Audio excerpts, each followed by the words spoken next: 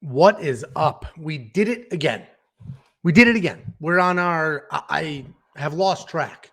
It's literally been like 6 months of every single week being up units, winning money in bets, and nailing most of the picks. This ended up being a decent card. The main event, bit slow, but hey, that's what Norma needed to do to win that fight, and I bet on her, so I'm not mad at it. I'm going to walk through our bets, what we hit, which is all of them. Walk through monkey knife fights, a couple of nasty comments from you people that we'll cover. We'll talk about the fights, and then we will see who won our free DraftKings League. Whoever it is, I owe you money. I haven't checked yet, so we'll find out together who won and who I am going to pay. Let's take a look at these fights and these bets. So I'm up units again. I talk about this every week. Every single week I have managed, and this will not last forever, so I have to make sure I don't get too crazy with how good I've been doing. But every week I am up units, anywhere from 2 to 3 units every single week. And there's definitely people out there that, this week maybe they're up 30 units, but last week they were down 15. And the week before that, they were down 10. So listen, I am not a feast or famine guy. I am not chasing plus 1,600 odds or anything ridiculous like that. Let's take a look at what I hit. These are the only bets that I made. I actually had 5 bets. 2 were canceled because of Jordan Wright. That fight was dropped. But let's take a look at what I hit. Norma Dumont at plus 108. I wanted to jump on that earlier in the week because her odds were trending up, meaning it was at like plus 130. And I was like, okay, it's heading in that direction. Let me sit on it. And then when I went to place it, it dropped back down to 108. So I missed out on a little bit of a payday, but I was positive Norma was going to win. There was no doubt in my mind that Norma was going to win this fight. And we'll talk about that when we break down that fight. So I hit that with 1 unit. Bruno Silva at minus 153. I don't normally like doing minus, over 130. So I ended up getting all the way down to minus 153. But I was very confident in Bruno's power and not confident in Andrew Sanchez's chin at all. And that's essentially what happened. Bruno Silva was on his way to losing a decision. And luckily, his cardio was on point and his power never goes away. So he was able to pull that off. And he had the tables turned a bit because he's the ground and pounder. And he ended up getting grounded and pounded for quite a while before he was able to pull it off. So 1 unit there. And then my prop bet, I did Jim Miller wins inside the distance. Couple of things with this. And we'll talk about that on the next slide. But you guys were not loving the Jim Miller bet at all. People talk about first round or bust. We'll cover that in a second. But I did wins inside the distance at plus 150. What I did not do was wins by submission. And I know a bunch of you were like, well, if he's going to win, it's by submission, so you need to do that bet. The reality is, and that paid off better, obviously. I don't remember what it was, but that was like plus 250 or something like that. But I would rather play for plus 150 and cover all of my stoppage bases, KO, TKO, submission, than only be rooting for a submission. Because the reality is, I didn't know how good of a ground defense his opponent had. I know there were gaps on the ground, but it's not like Jim Miller's a very good grappler, but he's not like, a wizard where if you just give that dude a finger, he'll submit you. It's not that disparate. And I thought there was a chance that Jim Miller could elbow his way to a stoppage. Nobody thought that he was going to win on his feet with a standing knockout. I said he had nice, clean boxing, but, I didn't think he was a threat on his feet, but I don't care. I hit the wins inside the distance. I only put a half a unit on that because I don't normally like to chase stoppages, but I did. So 3 for 3, I'm up 2.5 units, which is double my money because I only bet 2.5 units last night because honestly, I didn't like a lot of spots. So pay attention, follow along, go to wewantpicks.com/bets and jump into a promo. We are offering a $50 sign-up bonus. So jump into a promo. I don't care which one. Make a deposit. Let me know after, and I will send you $50 as a thank you. It's that simple. So not only will you get the deposit match from the promo itself, BetUS is 125%, BetOnline 50%. Not only will you get that, I will personally send you $50 PayPal, Venmo, Cash App, however you want it. So jump into a promo, make a deposit, let me know after you do, and I'll send you $50. It's literally that simple. So again, 3 for 3 on bets. I'm feeling it. What we have here is a screenshot of the live chat in my pre-fight show. So every Saturday that I can, I go live before the card starts, do some final recap, answer a bunch of questions, and, trying to build a community here. So we're all going back and forth. My buddy JP here was in the chat trashing the Jim Miller pick. And this is all in good fun, JP, but just trashing it. He's first rounder bust. Jim Miller is first rounder bust. And you could watch that video back if you want, but I'm saying, no, he's absolutely not first rounder bust. I completely disagree with that. That's implying that he can never win a fight if it doesn't get out of the first round. Then he came with a bunch of stats in his last few fights, and he won this first round and then lost the next two, won this first round and lost the next two. But that's not first rounder bust. That's not what that is. First rounder bust would be that he has never won a fight after the first round. And that's not true. That's not true at all. Show me all the fights he's lost in rounds 2 and 3 because he can't win in the first. Anyway, JP ended this with, I will PayPal you if I'm wrong about Miller. Well, not only were you wrong about the pick, he didn't even win in the first round. He won in the second round. So there goes the first rounder bust. Jim Miller wins. I'm just busting your balls. You do not have to PayPal me. If you want to, I would love it. We got Venmo, Cash App here, wewantpicks.com. There's a send a tip button. I'm just busting your balls. I don't expect anything in return. This is all in good fun because without you guys and without yucking it up, it's just me talking to myself all the time. Here's another interesting. I blacked out the name, and this was also in good fun, but I'm just watching the fights, catching up, right? I actually missed a few of the fights. I had to go out to dinner with the family, but I'm sitting on the couch, catching up, having a drink, going through my phone, and here's an Instagram message. Really screwed the pooch being super high on Bruno Silva. Looks bad. Spoke too soon. Okay, Angelo. Okay. So I said, I just want to make sure I understand what happened here.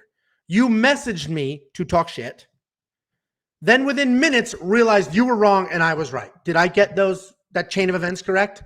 And good for him. He said, absolutely. I was wrong. All in good fun. We kept chatting after that. No hard feelings, all in good fun. But let's be real. That's my life. I sit up here. I break down fights. I spend hours and hours breaking down fights on camera for you, giving you picks, giving you bets, giving you insight, only to get ridicule in return if I'm wrong. And turns out I wasn't wrong. You just jumped the gun. That's the name of the game. No biggie. Again, wewantpicks.com/bets.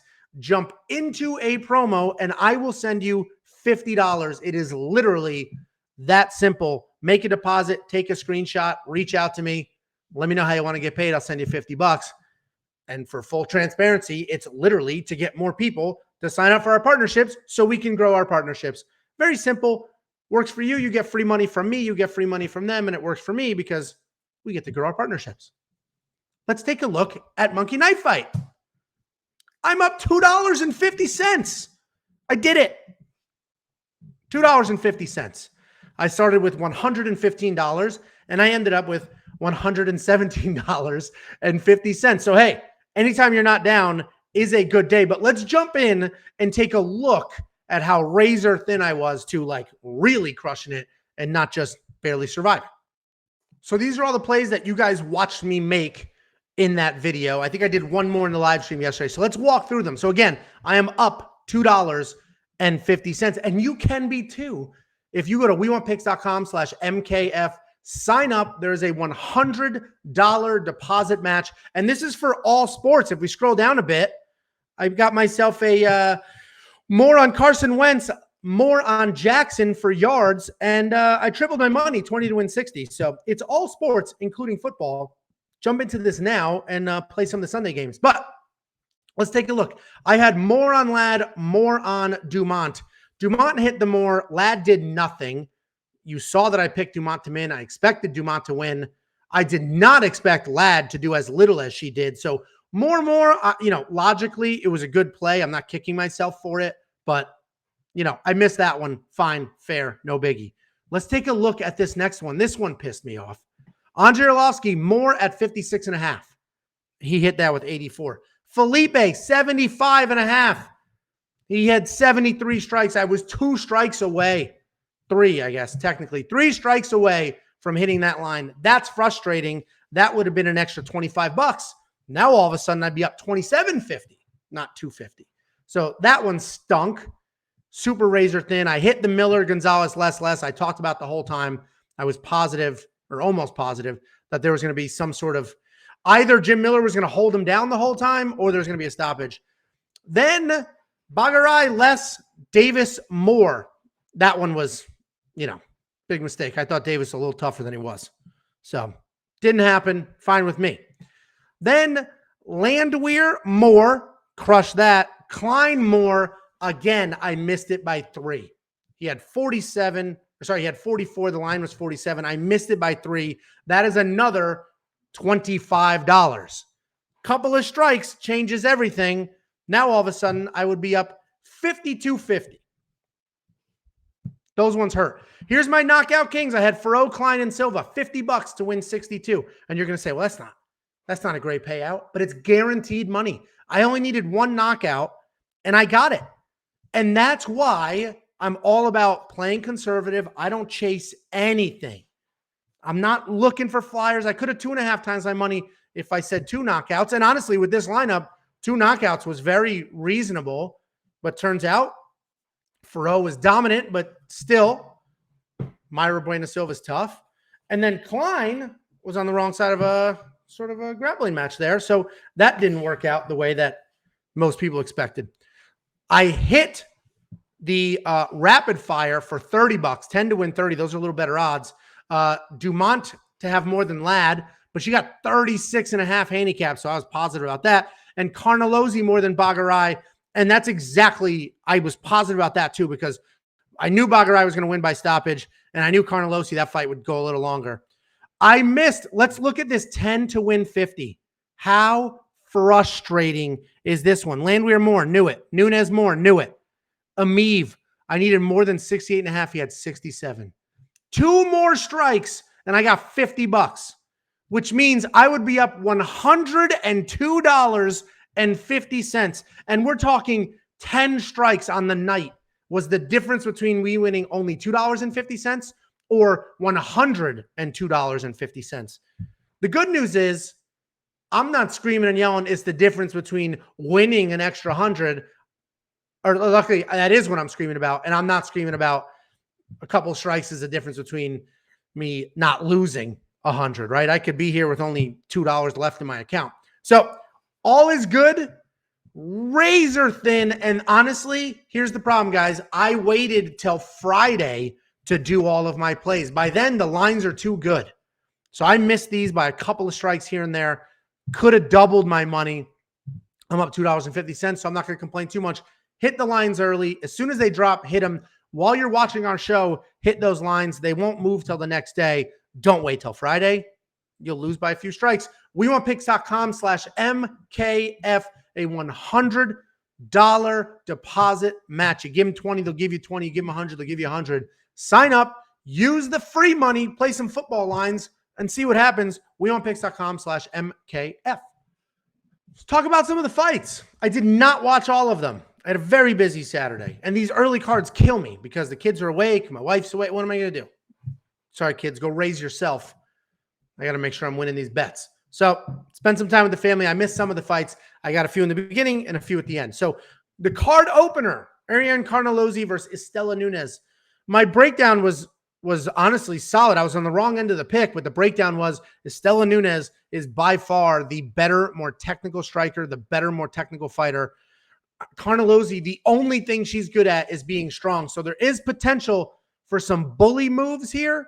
And Nunes could be on the wrong side of bullying, but I do think Nunes will stick and move, use that striking, and get it done. And that's exactly what happened, except Nunes was not able to stick and move. She was by far the better striker. Anytime she had some range, she lumped up Carnelossi. And honestly, Carnelossi's not very good. All the credit in the world for how tough she is, how determined she is. But literally, her best asset is strength. If you were building a character in the video game and you had 100 points to use, they put 98 on strength. That's it. Just super strong and a bully. Nunes is a little undersized for the division. So we'll see what happens. I'm curious to see a Nunes's next opponent, because if it's somebody similarly sized or not a brute force, Nunes should have no problem, because her takedown defense was on point for most of the fight.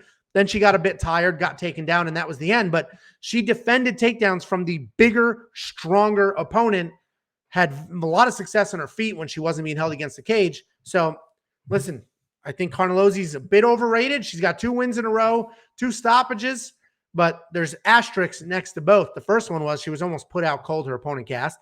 The second one was, I guess no asterisk, she earned this win, but did you watch that fight and say, wow, Carnelossi's good at striking? No. Good at grappling? Not really. Good at wrestling? No. She's not great at anything. She's just super strong and then has the, the basics down across the board. So either way, I'm not trying to trash her too much. I'm probably just a little bitter that Nunes lost, even though I picked her to win. Jim Miller versus Eric Gonzalez. We talked about this a little bit before. I had a Jim Miller wins inside the distance bet. I know a lot of you said, well, if he wins, it's going to be by submission. Why wouldn't you do that?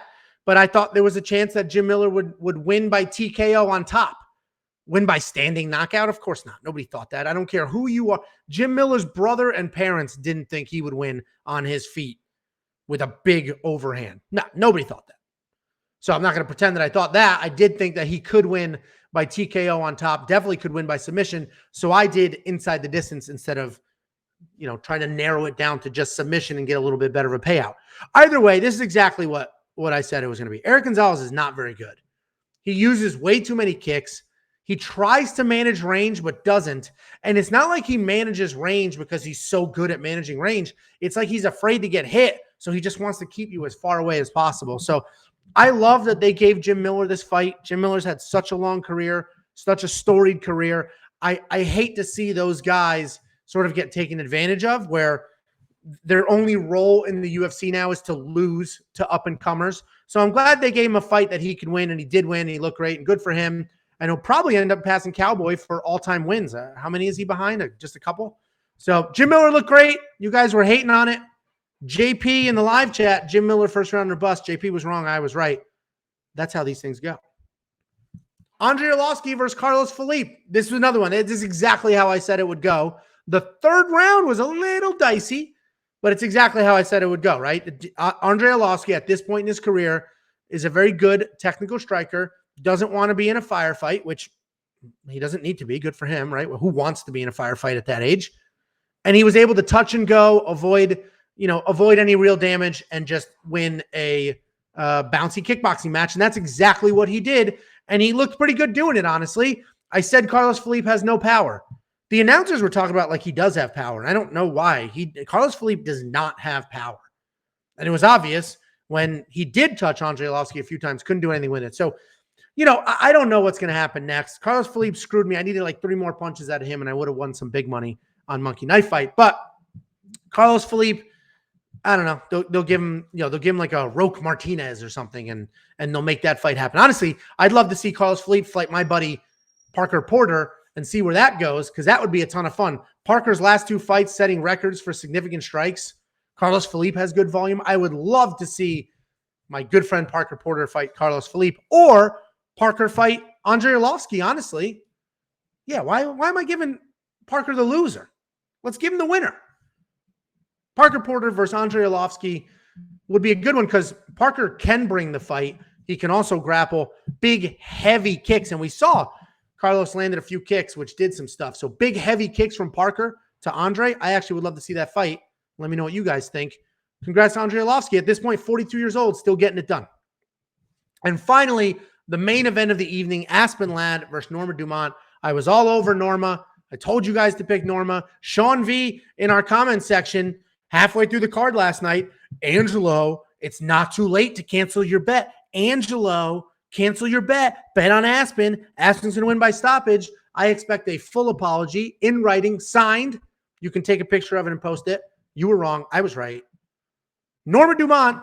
Listen, everybody talking about what a boring fight this was, and I don't disagree. Like, it wasn't a firefight, but I blame Aspen for that because Norma Dumont was just dealing with what she got. She had somebody standing in front of her, sort of moving forward, but not throwing a lot. So what's Norma supposed to do? Put herself in harm's way? No. She's just touching up Aspen, jabbing the hell out of her, beating her up. Norma got a takedown, She literally got so bored beating Aspen Ladd up on her feet. She took Aspen down, ended up getting reversed, got a little dicey for 5 seconds there. And then why the hell would she do that again? So Aspen's corner was screaming at her, what are you doing? Do more, XYZ.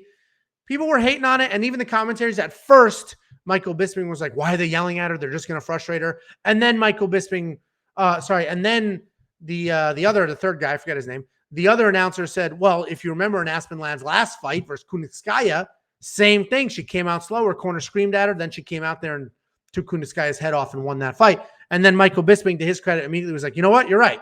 You're 100% right. I don't train with her every day. They know how they need to talk to her to get her motivated. I don't. And I agree with that. There's still people like I've read articles, people trashing Aspen Ladd's corner. What were they supposed to do?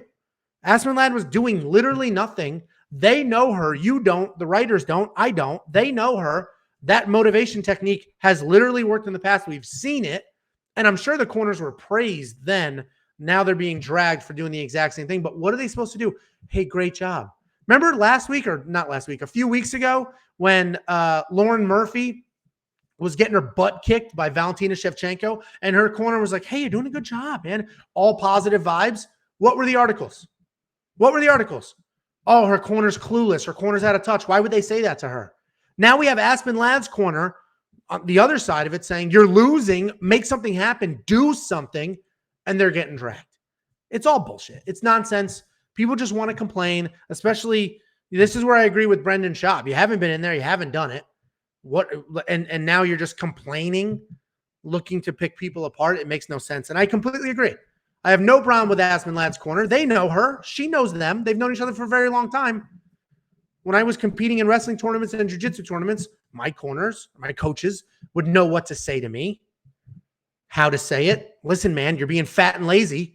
You got it in the legs. Stand up. Get your knees off the mat. Stand up. Don't be so lazy. Okay, got it. You're right. I'm stupid. Lazy. Done. Got it. So anyway, long rant. Norma Dumont did exactly what she was supposed to do to win this fight. If she overcommitted to anything, she would have ended up on the ground in a world of trouble. And why would she change up what she was doing? She was dominating with the jab and the straight. Dominating with the jab and the straight. Why would she change that up? She tried to change it up, got in a little trouble. No reason to do it again. Honestly, the fight wasn't great, but I had money on that side of it. So I was rooting for it. I was happy with it. It was hard for me to be pissed after watching that. Let's take a look and see who won our free DraftKings League. If you don't know, we have a free DraftKings League. It costs literally $0 for any of you, anybody watching, to join, to play, to participate. And if you win the league, I will send you money. If you're a subscriber to this channel, I will Venmo, PayPal, whatever you want, $15. If you're a member of this channel, there's a join button under this video. If you're a member of this channel, I'll send you $30. I will double it. Z Tark, I owe you money. I don't know if you're a member or not. If you're not, click the button and then reach out to me. If you're a subscriber and you don't want to become a member, that's fine. I'll give you $15. Reach out, wewantpicks.com. There's a contact us at the bottom. Reach out there. Let me know how you want to get paid. And I'll pay you 528 points. That's a solid lineup. Weird card last night. Couple weird decisions. Couple big underdog wins. Solid card all around, except the main event. But anyway, you had Carlos Filipe, 31 points in that loss. You know, even if you had Andre, I forget how many Andre scored. I think it was like 70 or something. So, you know, you could have had this is a week where you could have afforded a perfect lineup, I believe. I believe the best possible lineup was 6-0 instead of 5-1. But anyway, you had Carlos Filipe, Manon Fiorot, 87 points. Honestly, was hoping to get a little more out of her because I thought there would be a stoppage, but you know, 87 points is still solid. She was under that 9,000 mark. Jim Miller, 103. My man, pots and pans. I actually wish he was cheaper. I was just hoping the odds makers and DraftKings would be like, he's old, he's worn out, he's only won 2 of his last 5, and then we can get him at a bargain. But $8,700 is still a bargain for 103 points. You went with Nate the Train over Klein, and good for you. A lot of people did not see that coming, me included. So Nate the Train, $7,000, got it done with 91 points. That was fantastic. Carnelossi, 105 points, and that's because of these 5 takedowns. Takedowns are 5 points each, so 25 points just from takedowns. And then she had a finish win. I mean, point-wise, Carnelossi was fantastic. In the fight, all I saw was bullying, no real technique, but who cares? And what's interesting is if we look at these draft percentage, this is how many people in this league or in this contest drafted that person.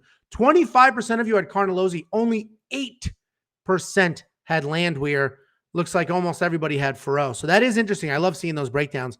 And Batgerel, 108 points. I think we were all super confident in his power. I thought Brandon Davis would be a little tougher. Like he's got a chin, or at least he did have a chin. But unfortunately for Brandon Davis, is probably it in the UFC for him. He's had a couple runs. He's now 2-6 in the UFC. Either way, Batgerel, real deal. I don't know how many knockouts in a row that is now, or at least in his wins. But good night of fights. Great job, Z Tark. Reach out. I will get you paid. Become a member. Help me out, please. Let's take a look. Houston WB. I think it's Houston Brantley, our buddy. You also went 5-1. The issue is your one scored 32 instead of a little bit more. You had Dumont 73. That is a little bit disappointing. She was cheap at $7,800. So if you compare the $7,800 to the 73 points, that's not bad. But 5 rounds, you hope for a little more. Bruno Silva only 80 because he was on the wrong end of some grappling exchanges, then finally pulled off that win. Manon Farrow 87, Jim Miller 103, and Batgerel at 108. Honestly, solid lineup. Let's take a look. Oh, you guys tied. Same exact lineup for second place. And then let's take a look at fourth or third, whatever you want to call it. XX woke up. XX 483 points. You also went 5-1. Aspen Ladd only 42 in a 5-round loss. Bruno Silva, Manon Farrow, Luana Carolina 59. That's so low.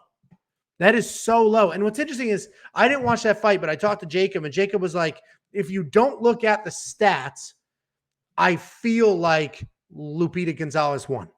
He's like, it just looked like she was controlling the fight. She was coming forward. She got some takedowns. She had control time. She was always looking to do something, where Luana, yes, had some more strikes, but a lot of it was like, sloppy here and not standing. So I did not watch the fight, but Jacob said, if you didn't look at the stats, it felt like Lupita Gonzalez or Lupita won.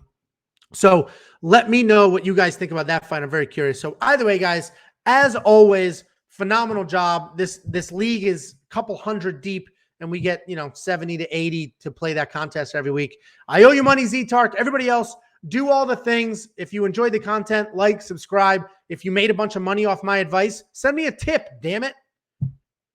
All currencies are welcome. Anyway, thanks so much. It's very appreciated. We'll be back next week for all the things.